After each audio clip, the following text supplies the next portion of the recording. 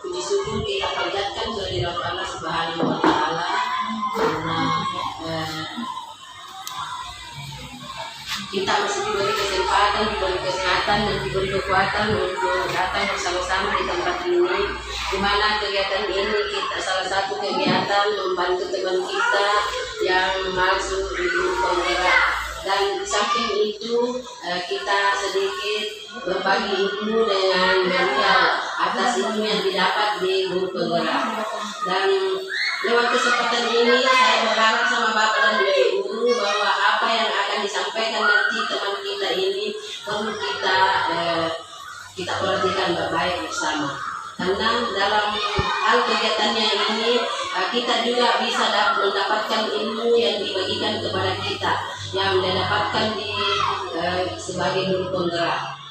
Oleh sebab itu saya berharap kita menggunakan kesempatan ini dengan baik untuk mengikuti kegiatan ini. Mungkin seperti itu yang harapan kami sama Ibu Guru Asriani, bahwa apa yang Ibu dapatkan di dalam guru penggerak berbagilah dengan teman, karena tanpa bantuan Ibu Asriani mungkin teman-teman belum pernah mengikuti kegiatan-kegiatan seperti ini, karena selama ini belum ada juga sosialisasi tentang masalah pembelajaran yang diberikan di Jadi sekali lagi saya harapkan pada Bapak dan Ibu, mari kita sama-sama mengikuti dengan baik, mudah-mudahan ada manfaatnya untuk kita. Dan di samping itu pada Ibu Asriani sebagai guru penggerak, mudah-mudahan dengan momen seperti ini bisa membantu Ibu dalam melaksanakan tugasnya. Barangkali harapan kami. Dan sekian, wassalamualaikum warahmatullahi wabarakatuh.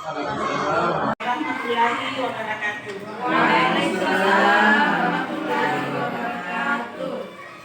Yang terhormat Ibu Kepala Sekolah yang sempat hadir pada kegiatan hari ini, Bapak Ibu Guru yang saya hormati pula, yang telah memanfaatkan waktu pada kali ini sesuai dengan undangan yang kemarin sempat saya informasikan kepada Bapak Ibu tentang pengimbasan budaya positif. Harusnya ini kemarin saya kolaborasi dengan SDN 364 Kabupaten Putih, tetapi saya pikir alangkah baiknya kita laksanakan di sekolah saja karena kita jumlahnya sudah mencukupi. Nah, ini pemindahan budaya positif, ini materi yang saya dapatkan dari program guru penggerak yang sudah saya ikuti mulai dari bulan Oktober. Jadi kami guru penggerak angkatan 7 itu diberikan tugas mengupload video minimal 1 jam untuk melakukan kegiatan diseminasi di sekolah masing-masing. Bisa juga kita mengundang dari sekolah lain, tapi saya pikir kita sudah cukup, jadi untuk di lingkungan kita saja. Oke, jadi Ibu bisa kita lihat aksi nyata modul 14, artinya aksi nyata apa yang benar-benar kami lakukan sebagai guru penggerak angkatan 7 di sekolah masing-masing atau di luar lingkungan sekolah, termasuk lingkungan masyarakat. Nah, pengembangan budaya positif ini saya lanjutkan sebelum saya masuk materi. Ada beberapa pertanyaan yang disajukan kepada Bapak Ibu. Ini pertanyaan pemantik, ya. Ada 3. Ini saya menggunakan aplikasi penempatan kelas poin. Jadi ini materi saya dapatkan tentang penggunaan aplikasi ini. Saya ambil secara mandiri. Jadi saya ikuti pelatihannya secara online. Ini pertanyaan yang pertama, apakah Anda setuju dengan pernyataan berikut ini? Yang pertama, hukuman dapat mendisiplinkan anak. Ya, dan tidak pertanyaannya apakah Bapak Ibu setuju? Apakah mungkin Ibu tidak setuju atau mungkin ragu-ragu? Setuju. Oke, jadi nanti aplikasinya di kelas poin yang buat Ibu. Dijawab di HP. Ya. Ada link saya kirim di grup sekolah. Ada kodenya di situ. Jadi kita klik saja, masuk, tuliskan nama kita. Ya, oke, yang kedua, apakah pemberian hukuman dengan hal positif seperti barangkali ini biasa kita lakukan sama anak-anak, membaca atau membersihkan halaman sekolah dapat meningkatkan disiplin anak. Contoh, misalkan kalau ada anak terlambat, barangkali kita sepakat dia harus membersihkan bersih. Nah, menurut Bapak Ibu, apakah kegiatan semacam itu dapat mendisiplinkan anak? Oke? Nah, itu pendapat Bapak Ibu sebentar. Kemudian yang ketiga, memberikan penghargaan. Ini sejenis hadiah kepada anak yang mampu meningkatkan motivasi belajar anak. Contohnya, ya, saya ambil barangkali pada saat menerima rapor, anak-anak mendapatkan penghargaan berupa mungkin ada hadiah, ranking pertama, ranking kedua, ranking ketiga. Nah, apakah kegiatan seperti ini atau hal yang kita lakukan seperti ini dapat mendisiplinkan anak? Oke, kita lanjutkan pertanyaannya.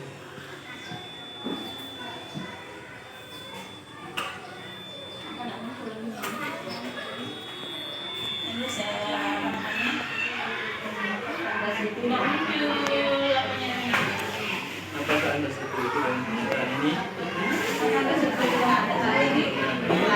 Mungkin di atas tapi di sini tak mungkin. Tidak, harus muncul di sini. Muncul di pertanyaan tapi tidak bisa dijawab. Tapi jawaban ini menurut pendapat Anda, apa namanya disiplin itu? Oke, silakan Ibu menjawab. Yung tadi ini guys, spontanku. Jawaban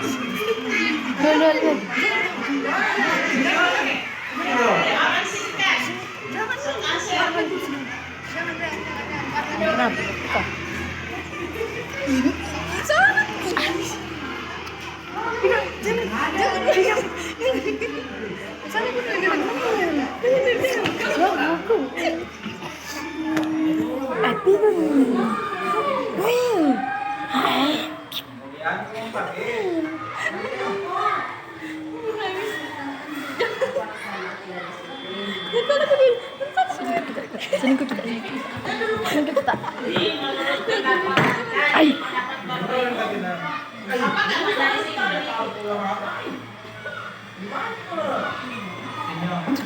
Apa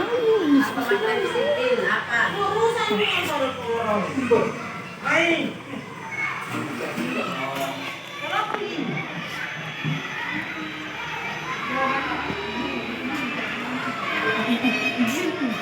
Jadi sebenarnya secara tidak langsung melalui diseminasi ini sudah ada jawaban, ya, membuat anak bisa mandiri. Apakah pertanyaan? Jadi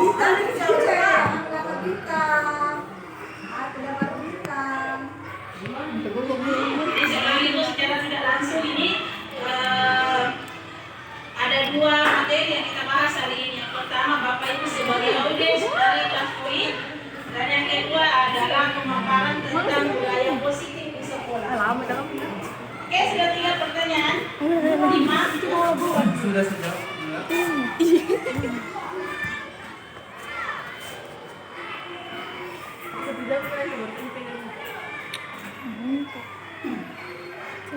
Kali di layar nggak terlalu jelas.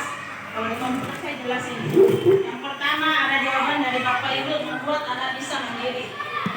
Ada jawaban yang berikutnya, disiplin, tepat waktu, dan taat pada peraturan. Ada lagi jawaban, menteraturkan peserta didik berperan lebih baik. Ada jawaban yang berikutnya lagi hampir sama dengan jawaban pertama, membuat anak bisa mandiri. Jadi ini bervariasi jawaban sama Bapak Ibu. Kemudian yang berikutnya adalah tepat waktu dalam segala hal. Ada lagi, disiplin adalah membuat anak bisa mandiri. Nah, ada lagi yang membiasakan disiplin. Kemudian ada lagi ya, mematuhi aturan yang telah dibuat, taat pada aturan. Tepat waktu, bertanggung jawab dalam tiap tugas yang diberikan. Itulah jawaban dari Bapak Ibu. Kenapa kesimpulan kita semuanya? Disiplin ini sudah mewakili semua jawaban kita. Tapi ada yang namanya kita latihkan dengan budaya positif. Kadang-kadang berat oh saya sudah disiplin karena saya datang tepat waktu di sekolah. Oh saya namanya disiplin. Saya menghargai waktu. Nah, tapi tindakannya itu bisa saja tidak berdasarkan dari hati nuraninya. Karena yang pertama, dia menghindari hukuman. Sebenarnya dia tidak nyaman melaksanakan kegiatan itu, aktivitas itu datang tepat waktu. Tapi dia nanti, kalau saya datang terlambat, bisa nanti saya dihukum. Yang kedua, bisa saja pada saat saya tidak terlambat datang, misalkan, saya mendapatkan penghargaan dari guru, saya mendapatkan pujian dari guru. Berarti itu belum termasuk disiplin. Dia cuma menaati aturan. Jadi disiplin yang sebenarnya, barangkali saya lanjut ke slide berikutnya. Ini sudah saya tutup. Ini ya, Bapak Ibu. Ketika mendengar kata disiplin, apa yang terbayang di benak Anda? Barangkali inilah jawaban-jawaban itu tadi. Jadi disiplin itu adalah menaati peraturan. Anak bisa mandiri. Tapi jangan sampai disiplin itu misalkan contoh saya dapat datang tepat waktu di sekolah, ternyata cuma tujuannya datang tepat waktu menghindari hukuman karena kalau terlambat datang jadi hukum. Yang kedua ingin mendapatkan penghargaan. Cuma 2 kemungkinannya. Nah, yang mana sebenarnya disiplin positif adalah kesadaran dari dalam diri sendiri sehingga menjadi kebiasaan. Jadi ada perasaan tidak enak, ada perasaan wajib dari dalam dirinya bahwa saya harus datang di sekolah tepat waktu. Tanpa pun dia dipuji, dia datang cepat. Tanpa pun dia mendapatkan hukuman, dia datang tepat waktu. Jadi inilah yang akan kita udayakan di sekolah. Ini yang disebut dengan disiplin positif. Oke, barangkali Bapak Ibu saya lempar pertanyaan jika ada yang artinya masih dilihat dengan sekolah kita, bagaimana tentang disiplin positif kita di sekolah ini. Mungkin sebagian besar anak-anak kita mungkin sudah ada yang disiplin positif. Kalau sekolah banyak artinya menerima hukuman, memberi hukuman hasil akhirnya. Jadi disiplin itu dianggap sebagai hukuman. Panggil Bian. Halo. Ini angkat dia tidur. Oke, jadi saya lanjutkan. Terima kasih atas pendapat dari kelas 6. Ya, jadi tentang disiplin katanya kalau begini semua ada juga anak-anak yang karena menghindari. Jadi ini saya simpulkan. Jadi disiplin itu adalah suatu kewajiban seseorang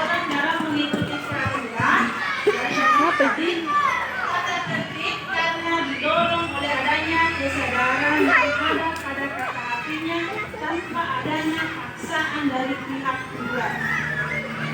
Bukan karena saya datang, aku bisa minum pasti dipuji.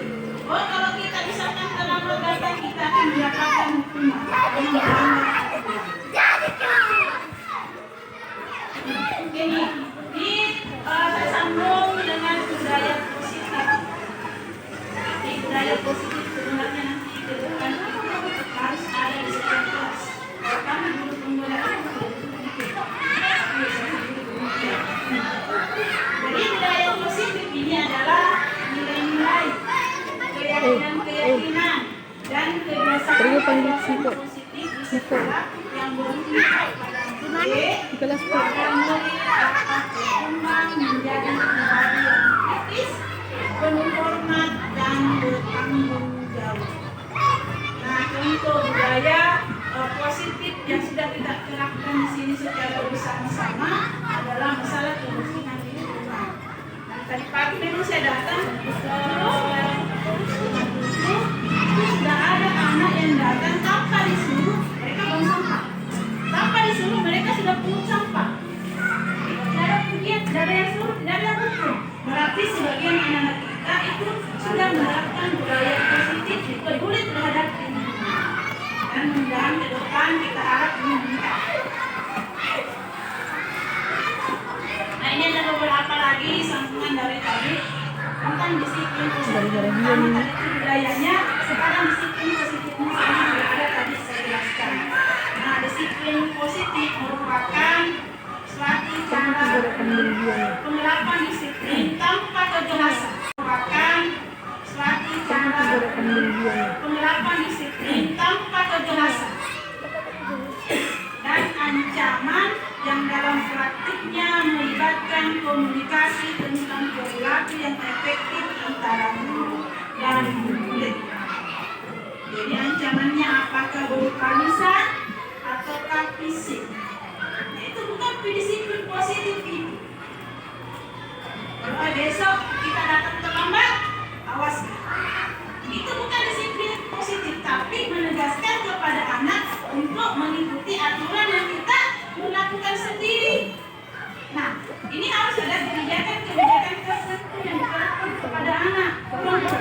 Di antara siswa kita ini ada yang tinggal di gunung. Nah, kalau sampai datang terlambat, ada tentunya. Jadi ada nanti namanya pemberian hukuman, kemudian penghargaan, dan ada yang terakhir itu adalah restitusi. Tapi nanti saya jelaskan. Nah, ini lagi yang kedua. Dalam penerapan disiplin positif ini, murid diajarkan untuk memahami konsekuensi dari perilaku mereka. Selain itu, disiplin positif penghargaan, dan ada yang terakhir itu adalah restitusi. Tapi nanti saya jelaskan. Nah, ini lagi yang kedua. Dalam penerapan disiplin positif ini, murid diajarkan untuk memahami konsekuensi dari perilaku mereka. Selain itu, disiplin positif juga mengajarkan murid tanggung jawab serta rasa hormat dalam berinteraksi dengan lingkungannya. Dan yang ini yang terakhir merupakan salah satu penerapan disiplin yang bertujuan menumbuhkan kesalahan serta memberdayakan murid untuk melakukan sesuatu tanpa sogokan, ancaman maupun hukuman. Nah, dari budaya positif, disiplin positif, diharapkan peserta didik kita nanti mampu mengaplikasikan tentang profil belajar Pancasila. Dan ini ada juga di kurikulum Merdeka. Nah, itu ada 6 profil belajar Pancasila. Ada lagunya yang bisa diajarkan sama anak. Belajar Pancasila, beriman dan bertakwa pada Tuhan Yang Esa, dan berakhlak mulia, berkebinekaan global, gotong royong mandiri, kreatif dan bernalar diri. Ada kebaca ya. Itu barangkali buat Nah, sebenarnya kalau saya sebenarnya sebagai pusat anak-anak kita sudah melaksanakan ini cuma perlu jadi dari disiplin positif lahir budaya positif. Dari budaya positif itu menunjukkan karakter profil pelajar Pancasila. Ya, oke. Jadi saya lanjutkan untuk melaksanakan disiplin ada motivasi yang kita berikan.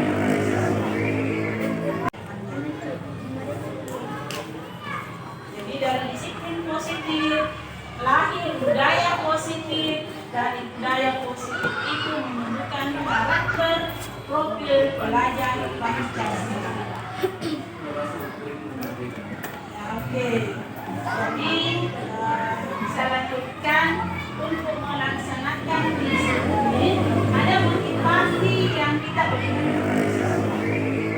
Ada motivasi eksternal atau dari luar dan ada internal. Yang kita harapkan itu adalah motivasi dari dalam diri anak itu sendiri. Ada 3.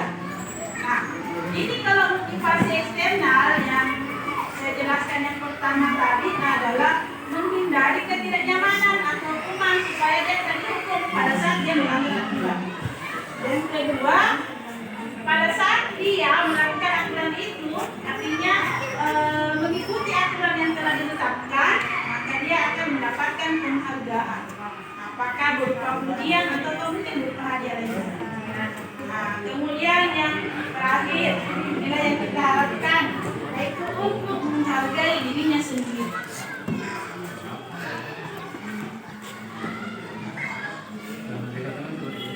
Saya akan menjaga diri sendiri.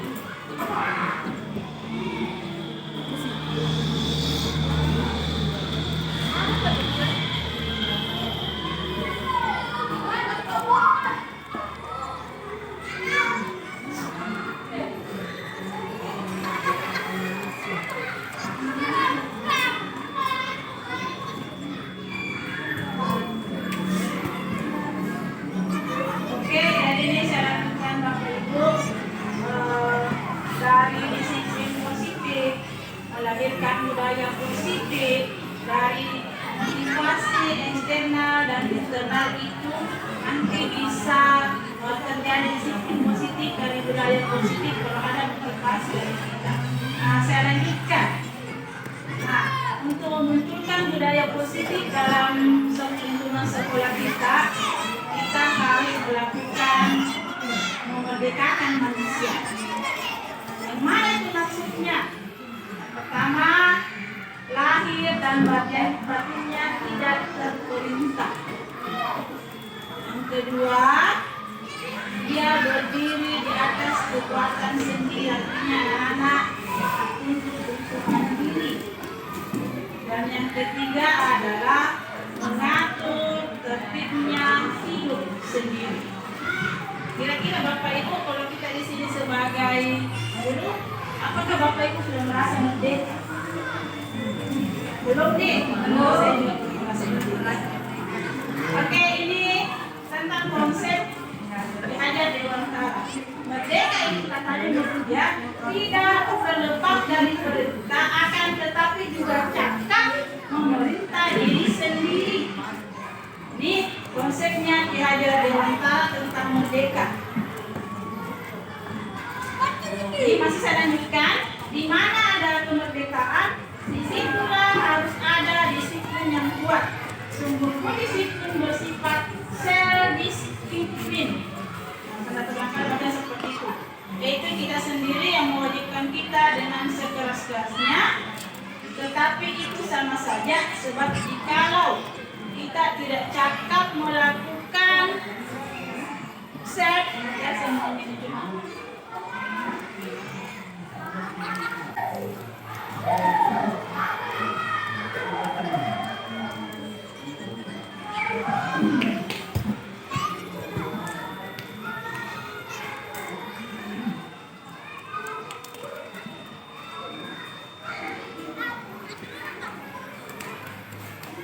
ulangi.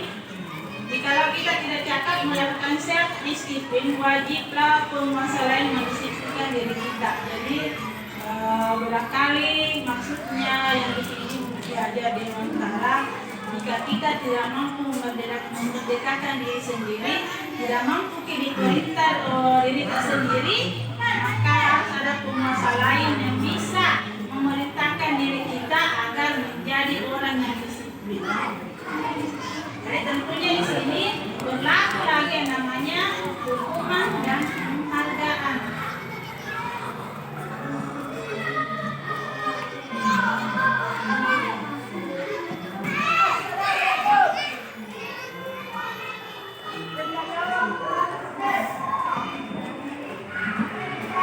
Nah ini ada perbedaan tentang peraturan dan keyakinan kelas.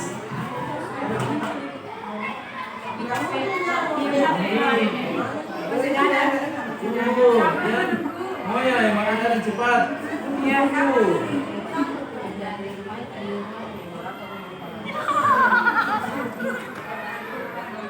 Oke, selanjutnya Bapak Ibu.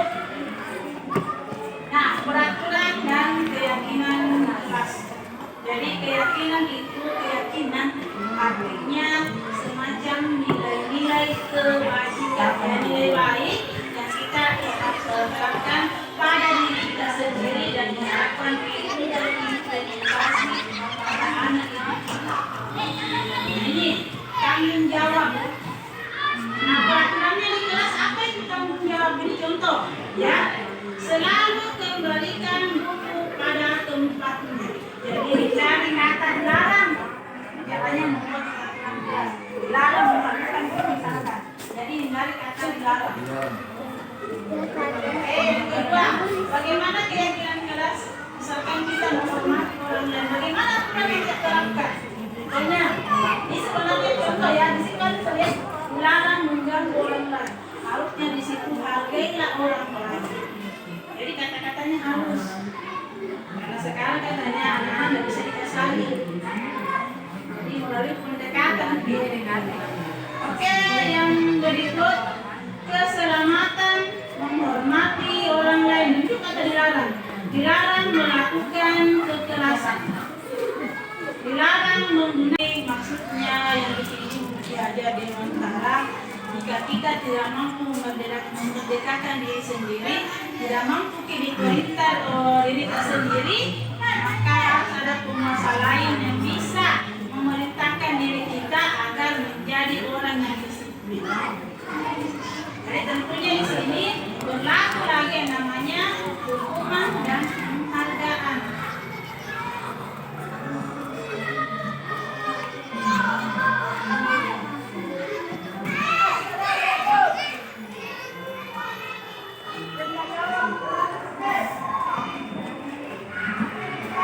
Nah ini ada perbedaan tentang peraturan dan keyakinan kelas.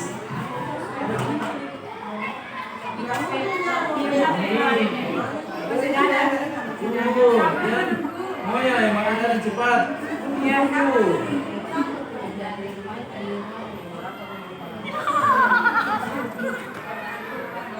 Oke, selanjutnya Bapak Ibu. Nah, peraturan dan keyakinan kelas. Jadi keyakinan itu keyakinan artinya semacam nilai-nilai kewajiban, nilai baik yang kita terapkan pada diri kita sendiri dan diharapkan itu dari implementasi pada anak kita. Ini tanggung jawab. Nah, peraturannya di kelas apa itu tanggung jawab? Ini contoh, ya. Selalu kembalikan buku pada tempatnya. Jadi dari kata dilarang, katanya membuat peraturan kelas. Dilarang melakukan misalkan. Jadi hindari kata dilarang. Yang kedua, bagaimana keyakinan kelas? Misalkan kita menghormati orang lain, bagaimana aturan yang kita terapkan? Contohnya, ini sebenarnya contoh ya, di sini kan terlihat dilarang mengganggu orang lain. Harusnya di situ hargailah orang lain. Jadi kata-katanya halus. Karena sekarang kan hanya anak-anak bisa dikasih. Jadi melalui pendekatan Oke, yang berikut keselamatan, menghormati Dilarang melakukan kekerasan. Dilarang menggunakan narkoba. Kemudian menghormati orang lain bersahabat, bergantian atau menunggu giliran. Jadi peraturan di sini kalau saya lihat ini sesuatu yang harus kita lakukan. Kalau keyakinan tidak, kalau keyakinan itu adalah nilai kebahagiaan.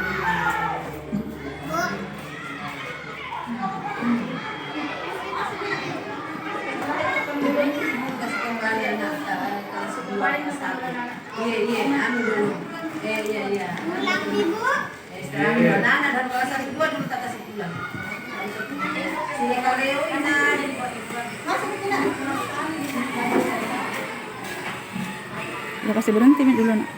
Kontrol guru dan orang tua. Nah, peran kita di sini adalah sebagai guru dan sekaligus orang tua bagi yang memiliki anak di rumah. Nah, ada 5 posisi kontrol. Yang pertama adalah penghukum. Yang kedua, pembuat rasa bersalah. Ketiga, teman. Yang keempat, pemantau. Dan yang terakhir adalah manajer. Nah, Bapak Ibu, barangkali disiplin positif yang nantinya akan melahirkan budaya positif ke depannya tentunya ada kerjasama antara guru dan orang tua serta lingkungan yang ada di sekitar kita. Oke, next. Nah, kita masuk di posisi kontrol yang pertama yaitu penghukum. Jadi kalau kita memposisikan diri sebagai penghukum bagi siswa tentunya ada efek dan akibatnya bagi anak. Ya, kemungkinan yang paling parah yang pertama menimbulkan rasa dendam terhadap anak kita atau peserta didik kita. Contohnya, barangkali itu anak adalah pemalu. Nah, barangkali karena ada PR-nya yang tidak dia tahu kerjakan, tidak ada bantuan dari orang tua, dia tidak mampu menyelesaikan. Sampai di sekolah ditagih, mana pekerjaannya, mana tugasnya. Dia tidak mengerjakan, akhirnya barangkali disuruh di depan, angkat kaki sebelah.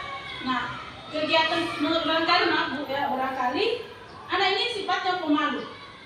Sebenarnya dia tidak sanggup menjalani hukuman itu. Mau tidak mau dia tetap jalani karena ini aturan yang dia langgar. Nah, itu bisa menimbulkan rasa dendam terhadap anak. Oh, nanti saya besar. Guru ini dulu yang hukum saya seperti ini.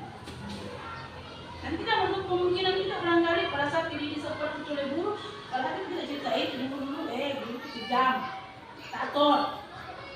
Oke? Nah, pada posisi ini yang kedua adalah pembuat rasa bersalah.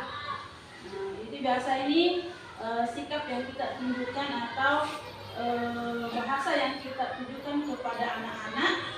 Membuat rasa bersalah biasanya itu bahasanya lembut, tetapi sebenarnya menyinggung. Ini pembuat rasa bersalah. Misalkan di sini, ini sangat kecewa dengan sekali dengan kamu, ada percakapan yang di bawah. Berapa kali Bapak memberitahu kamu ya? Artinya tidak ada hukuman fisik yang diberikan, tapi kata-katanya itu menyinggung.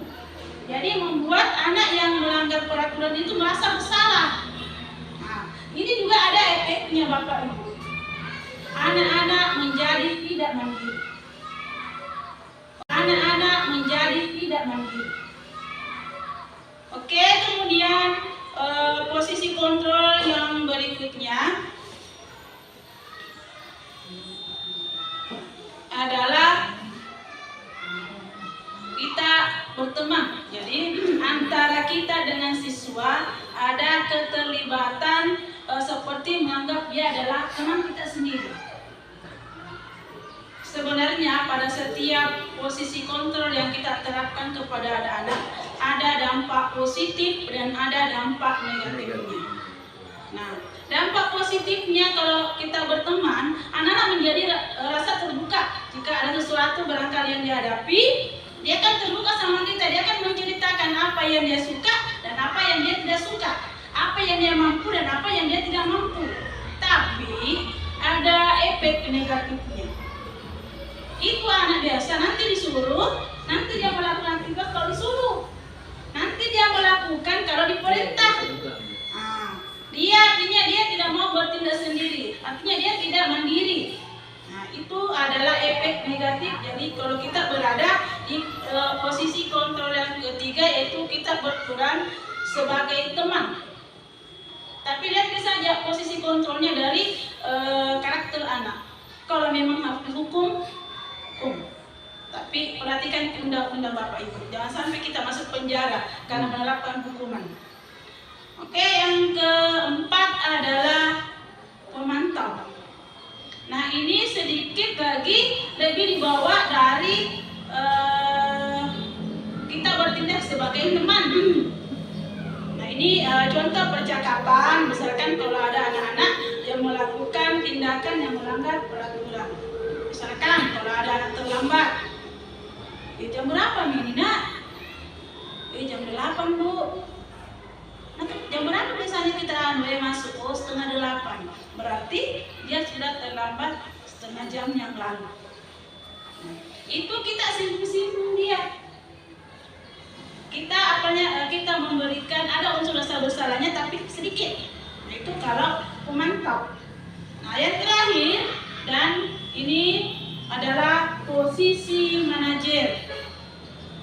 Kita sebaiknya berada di posisi ini.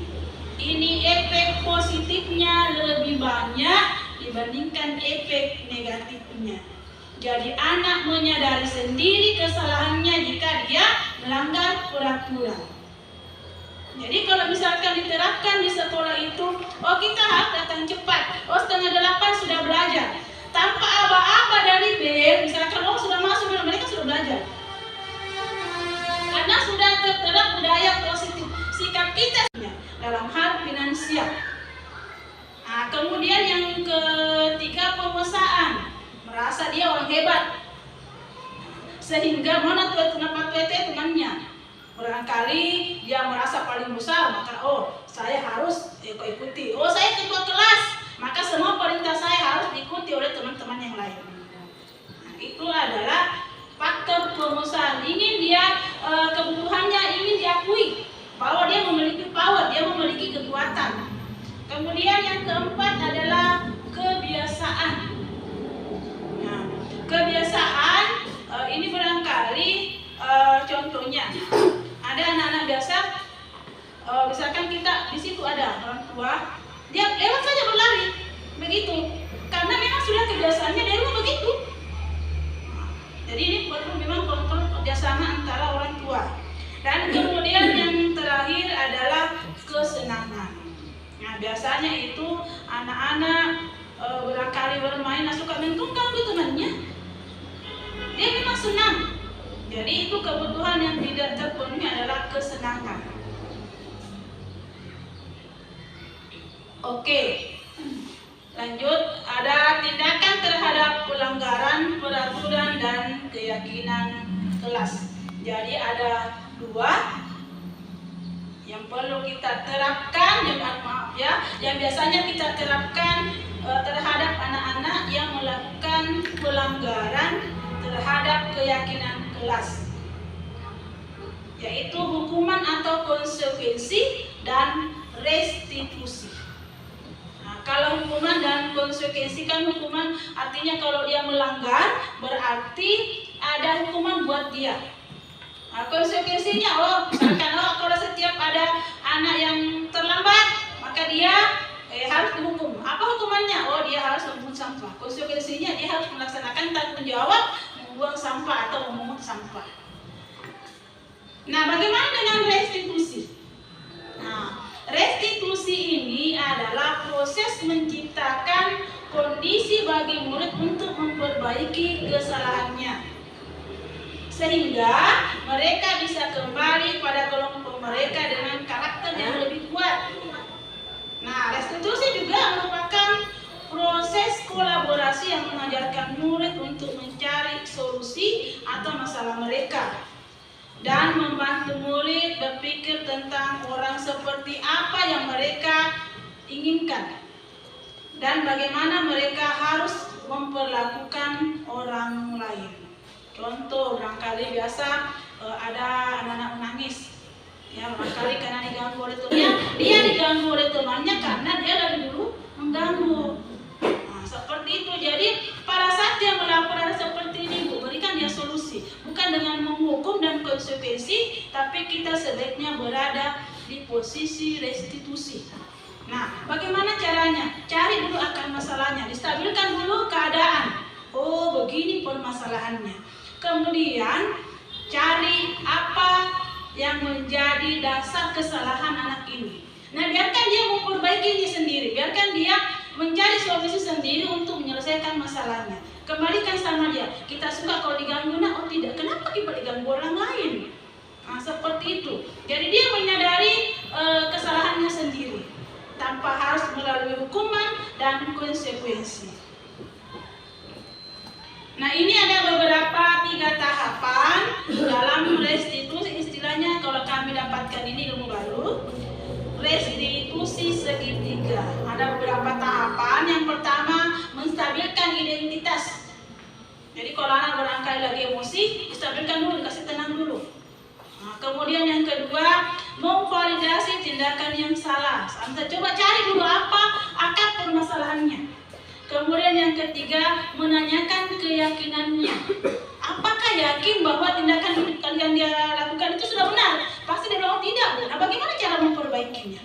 Nah, kita berikan arahan bagaimana dia menyadari kesalahannya, kemudian berikutnya dia jera dan tidak akan berbuat hal yang serupa lagi.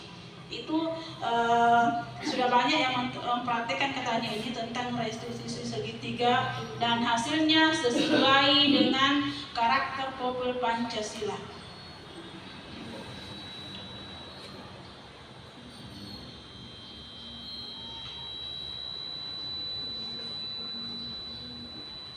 Jadi saya perjelas kembali, kalau menstabilkan identitas itu menerapkan prinsip bahwa berbuat kesalahan adalah sebuah pembelajaran yang menggeser identitas gagal menjadi sukses.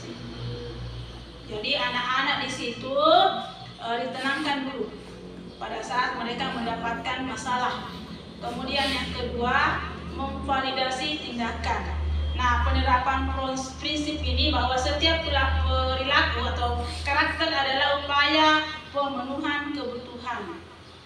Kemudian yang kedua, mengenal dan mengakui kebutuhan murid untuk memperbaiki hubungan manusia dengan lingkungannya.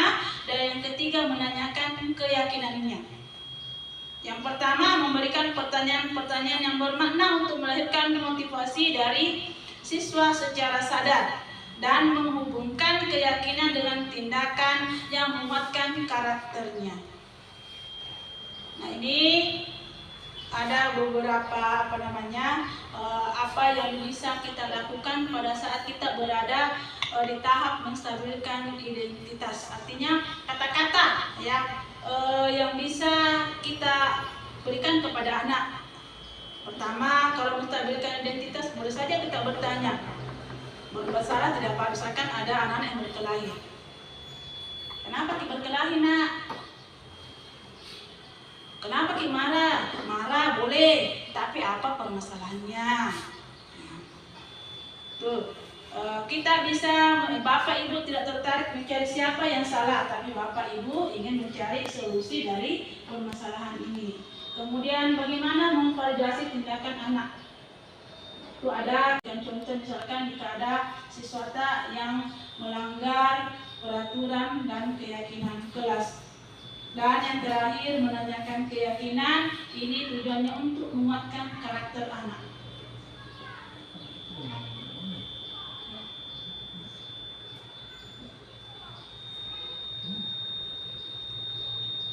Nah, ini tugas saya dulu, saya demokan sama anak-anak.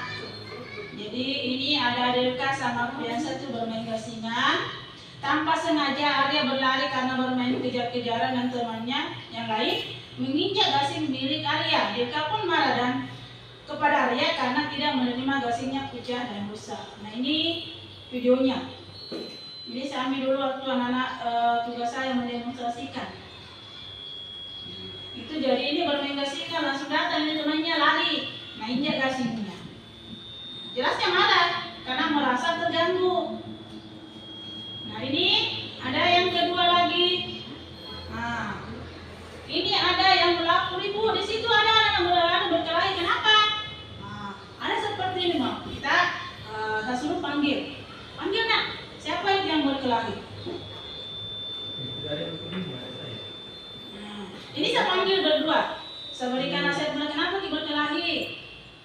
Ini tadi bagaimana tidak berkelahi Bu?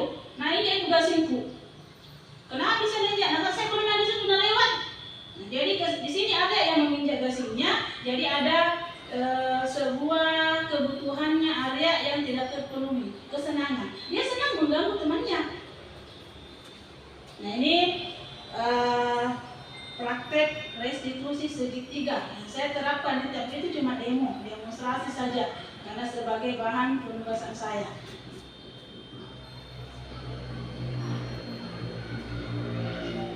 Nah ini kasus yang kedua, orang yang dipinjamkan pulpen.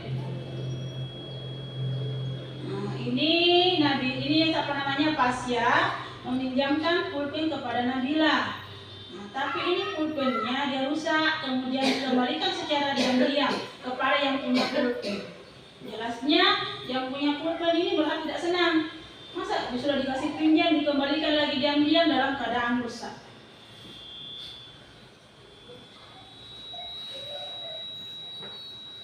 Ini saya panggil dan Nabila siap mengganti pulpennya Pasya. Tapi sebenarnya Pasya tidak usah kita ganti, yang penting cukup katanya kita akui bahwa itu saya yang rusak. Saya tidak minta ganti. Jadi ada kesadaran sendiri dasar peduli sama temannya karena faktor ekonomi finansial ini Nabila lupa bawa pulpen, kemudian dia tidak punya uang untuk membeli pulpen. Sebenarnya itu alasannya. Jadi kenapa dia sembunyi? Dia kembalikan secara sembunyi-sembunyi karena dia tidak mampu untuk mengganti. Dia mulai dari kenyataan istilahnya. Nah, ini saya peringati dia dan permasalahannya selesai. Pasya memaafkan Nabila dan tidak perlu katanya dia mengganti pulpennya.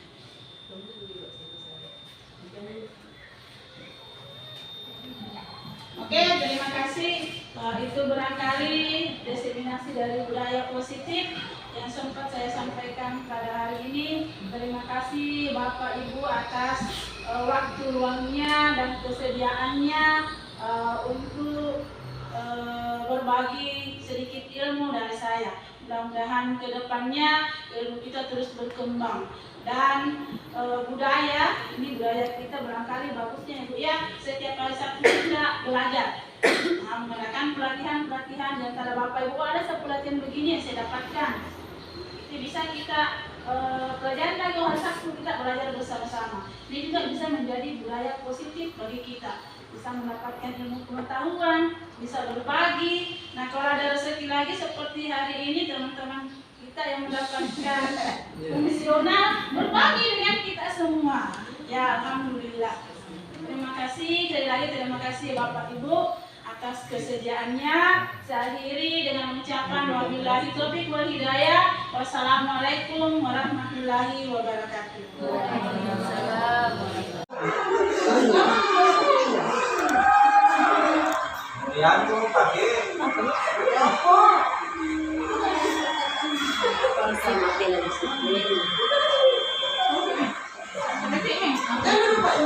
Jadi menurut pendapat Anda, jadi pendapat Bapak Ibu, apakah makna disiplin itu?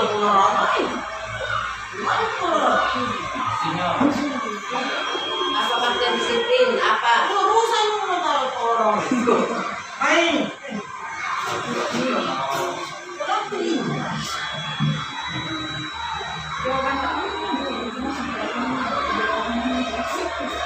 Jadi sebenarnya secara tidak langsung melalui diseminasi ini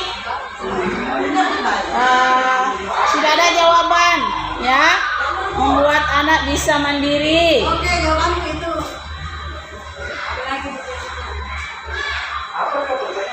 Bintang itu dapat bintang. Ada dapat bintang. Jadi seorang ibu secara tidak langsung ini ada dua materi yang kita bahas hari ini. Yang pertama Bapak Ibu sebagai audiens dari kelas poin, dan yang kedua adalah pemaparan tentang budaya positif sekolah.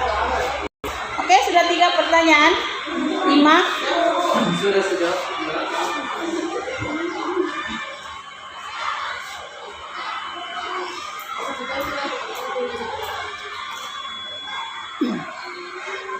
Kali di layar nggak terlalu jelas. Kalau di komputer saya jelas ini. Yang pertama ada jawaban dari Bapak Ibu, membuat anak bisa mandiri. Ada jawaban yang berikutnya, disiplin, tepat waktu, dan taat pada peraturan. Ada lagi jawaban, menteraturkan peserta didik untuk berbuat lebih baik. Ada jawaban yang berikutnya lagi hampir sama dengan jawaban pertama, membuat anak bisa mandiri. Jadi ini bervariasi jawaban Bapak Ibu. Kemudian yang berikutnya adalah tepat waktu dalam segala hal. Ada lagi, disiplin adalah membuat anak bisa mandiri. Nah, ada lagi yang membiasakan disiplin. Kemudian ada lagi ya, mematuhi aturan yang telah dibuat, taat pada aturan. Tepat waktu, bertanggung jawab dalam tiap tugas yang diberikan. Itulah jawaban dari Bapak Ibu. Kesimpulan kita semuanya, disiplin ini sudah mewakili semua jawaban tak. Tetapi ada yang namanya kita rangkaikan dengan budaya positif. Kadang anak-anak oh saya sudah disiplin karena saya datang tepat waktu di sekolah. Oh saya ini orangnya disiplin, saya menghargai waktu. Nah, tapi tindakannya itu bisa saja tidak berdasarkan dari hati nuraninya. Karena yang pertama, dia menghindari hukuman. Sebenarnya dia tidak nyaman melaksanakan kegiatan itu, aktivitas itu, datang tepat waktu. Tapi dia nanti, kalau saya datang terlambat, bisa-bisa nanti saya dihukum. Yang kedua, bisa saja pada saat saya tidak terlambat datang, misalkan, saya mendapatkan penghargaan dari guru, saya mendapatkan pujian dari guru. Berarti itu belum termasuk disiplin. Dia cuma menaati aturan. Jadi disiplin yang sebenarnya, barangkali saya lanjut ke slide berikutnya. Ini sudah saya tutup. Nah ini ya Bapak Ibu, ketika mendengar kata disiplin, apa yang terbayang di benak Anda? Barangkali inilah jawaban-jawaban Ibu tadi. Jadi disiplin itu adalah menaati peraturan. Anak-anak bisa mandiri. Tapi jangan sampai disiplin itu, misalkan saya ambil contoh tadi, datang tepat waktu di sekolah, ternyata cuma tujuannya datang tepat waktu, menghindari hukuman, karena kalau terlambat datang jadi hukum. Yang kedua, ingin mendapatkan penghargaan.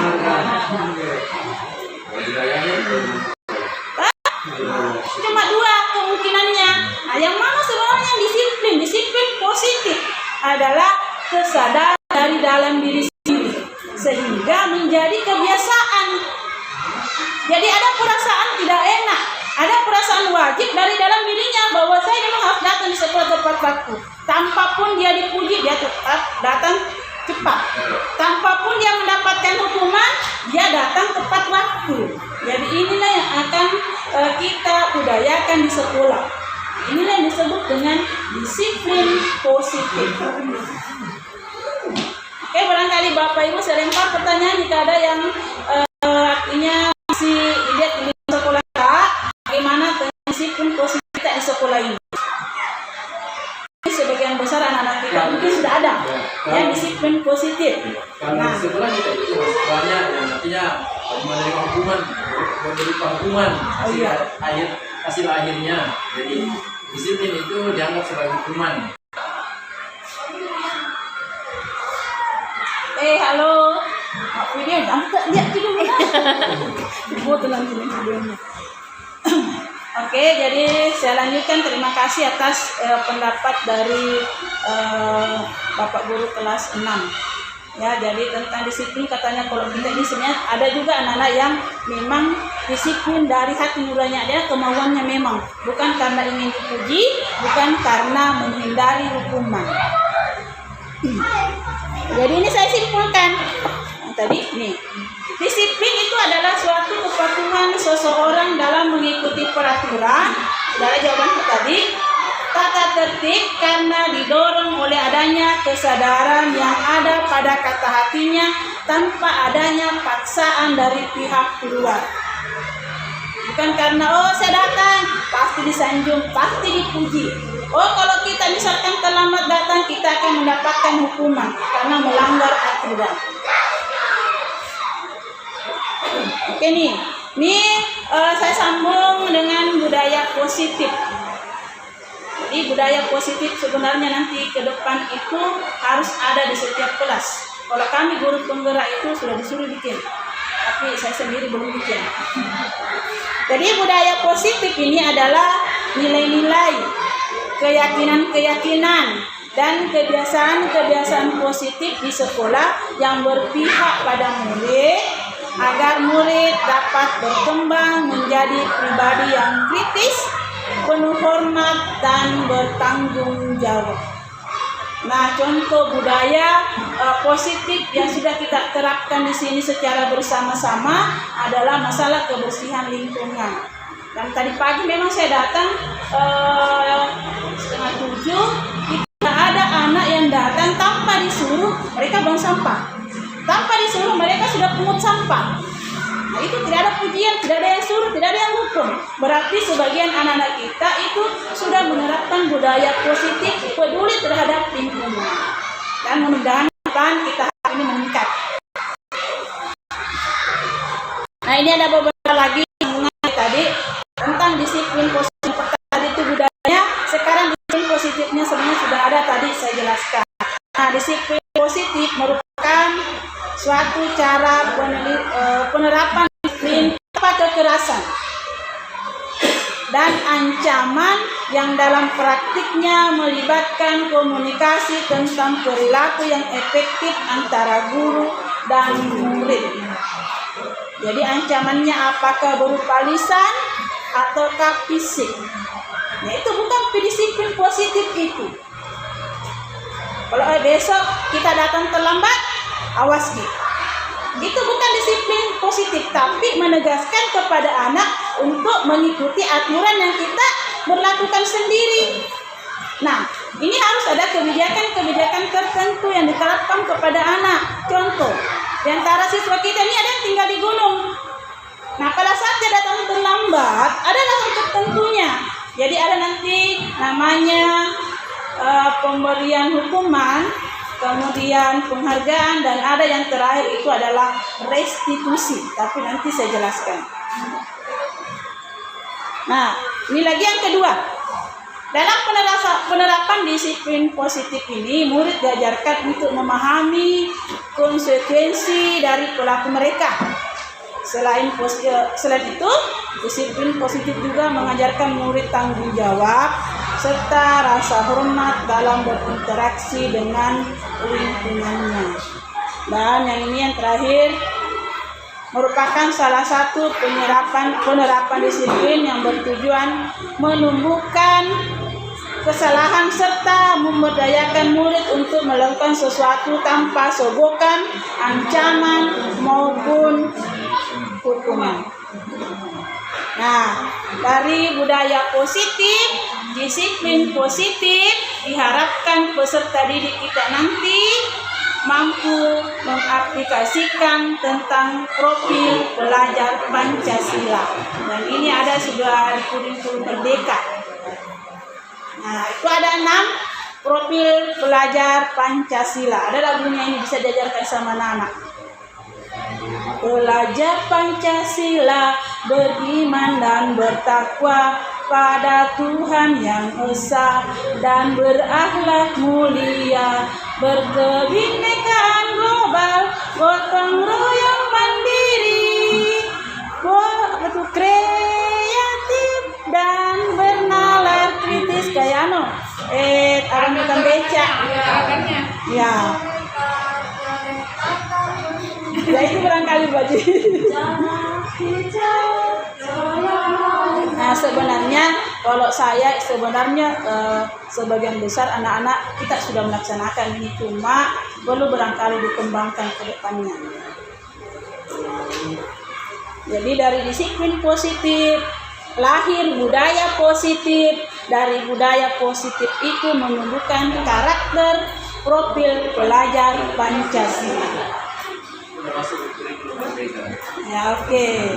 Jadi bisa lanjutkan untuk melaksanakan disiplin, ada motivasi yang kita berikan kepada siswa.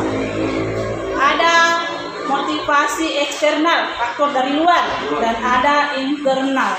Yang kita harapkan itu adalah motivasi dari dalam diri anak itu sendiri. Yang ketiga, nah ini kalau motivasi eksternal yang saya jelaskan yang pertama tadi adalah menghindari ketidaknyamanan atau hukuman supaya dia tidak dihukum pada saat dia melanggar aturan. Yang kedua, pada saat dia melakukan aturan itu, artinya mengikuti aturan yang telah ditetapkan, maka dia akan mendapatkan penghargaan. Apakah berupa pujian atau mungkin berupa hadiah lainnya. Nah, kemudian yang terakhir, inilah yang kita harapkan, yaitu untuk menghargai dirinya sendiri.